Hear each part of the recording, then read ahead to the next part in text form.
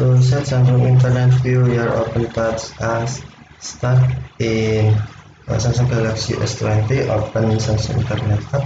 If you use the fountain, you can open from home screen. Tap Samsung Internet app icon, or from app screen. Swipe up or down home screen to open the app screen. And then tap Samsung folder. Tap Internet.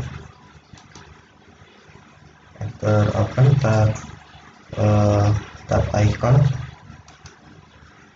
and then tap three dot icon or more icon. Select view as, and then check select start. Tap OK. Now tap view as start.